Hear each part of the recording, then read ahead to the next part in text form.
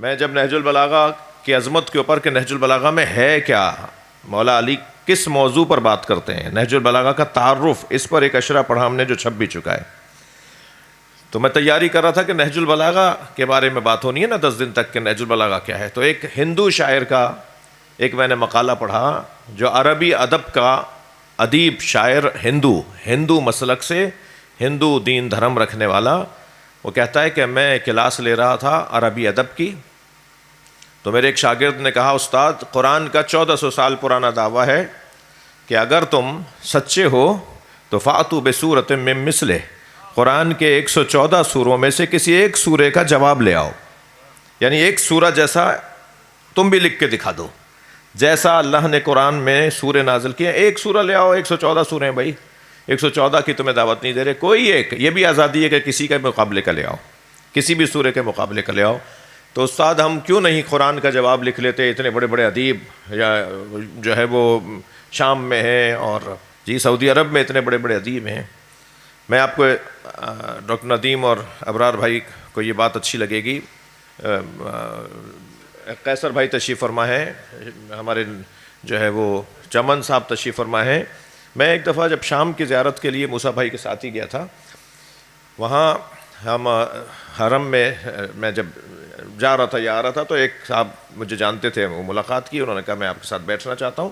وہ وہاں دمشق یونیورسٹی میں عربی ادب کا استاد تھا اور پختون، پاکستان کے پشاور کے پشتو بولنے والے استاد تھے وہ، یعنی اصالتاً وہ پشتو تھے، پختون تھے، اور دمشق یونیورسٹی کے اندر عربی ادب کے پروفیسر تھے باقاعدہ. ان کے ساتھ گفتگو ہوئی تو وہ کہنے لگے میں استاد ہوں عربی ادب کا، عربی ادب میں اتنے استعارے، اتنے کنائے، اتنی تلمیح، اتنے اشارے نہیں ہیں جتنے میر انیس نے لکھ دیے ہیں.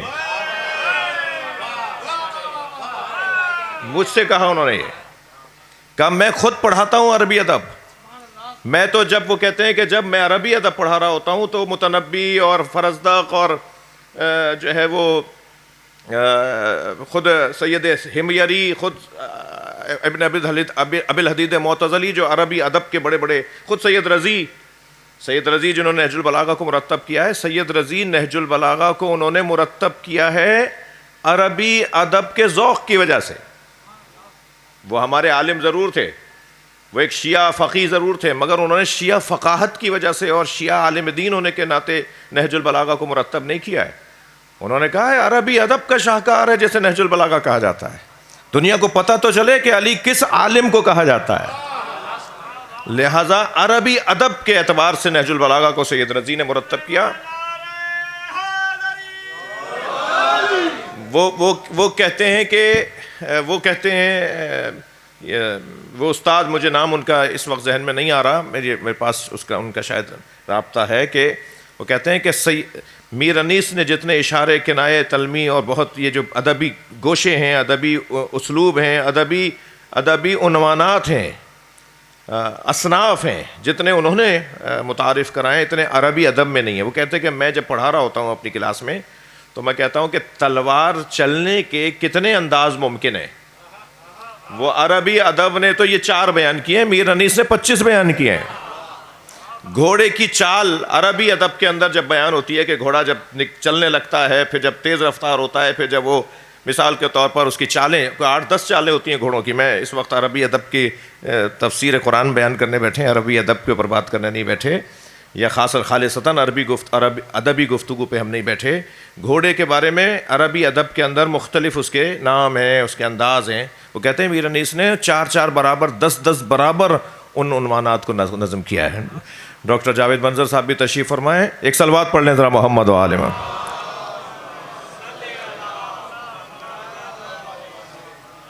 قرآن کے اس سورے میں جس جگہ پر، وہ میرا جملہ رہ گیا کہ اس استاد سے کہا کہ استاد قرآن کا جواب کیوں نہیں دے دیتے، ایک سورہ کیوں نہیں لکھ لیتے، تو ان کا وہ حسین جملہ پروفیسر گنگوی کہتے ہیں کہ میں نے اپنے شاگردوں کو جواب دیا خبردار آئندہ قرآن کا جواب دینے کے بارے میں سوچنا بھی نہیں، اس لیے کہ قرآن کا ایک چھوٹا بھائی ہے جسے نہج البلاغہ کہتے ہیں.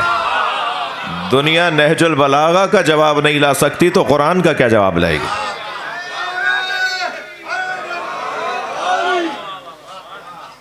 عربی ادب میں، عربی ادب، قرآن عربی ادب کا ایک شاہکار ہے. ان الفاظ میں کہ جو قرآن کے الفاظ پر ایک مرتبہ، اب وہ مسلمان نہیں ہے، وہ ہندو ہے، وہ عیسائی ہے، وہ یہودی ہے، قرآن پڑھ رہا ہے فرض کیجئے، اور عربی ادب کا وہ شاگرد ہے اور طالب علم ہے. وہ کہتا ہے میں تو اس میں سے ادبیات کو لے رہا ہوں. ٹھیک ہے، وہ ادبیات پڑھنے کے لیے لے رہا ہے. وہ جب ادبیات پڑھنے کے لیے لے رہا ہوتا ہے تو یہ جو آیت کا پہلا حصہ ہے نا، وَلَقَدْ هَمَّتْ بِهِ وَهَمَّ بِهَا، کمال ہے عربی ادب کے شاہکار میں. اب عربی ادب کے الفاظ میں وَلَقَدْ هَمَّتْ بِهِ وَهَمَّ بِهَا، اور بے تحقیق زلیخا نے یوسف کا ارادہ کیا اور یوسف نے اس کا ارادہ کیا.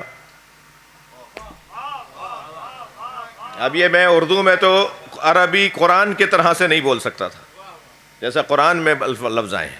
وَلَقَدْ هَمَّتْ بِهِ وَلَقَدْ هَمَّتْ بِهِ وَلَقَدْ هَمَّتْ بِهِ وَهَمَّ بِهَا، اور زلیخا نے یوسف کا ارادہ کیا اور یوسف نے زلیخا کا ارادہ کیا. کہاں کیا؟ ایک تو لفظوں کو آپ دیکھیے، پھر ان لفظوں میں کتنے پہلو نکلیں گے.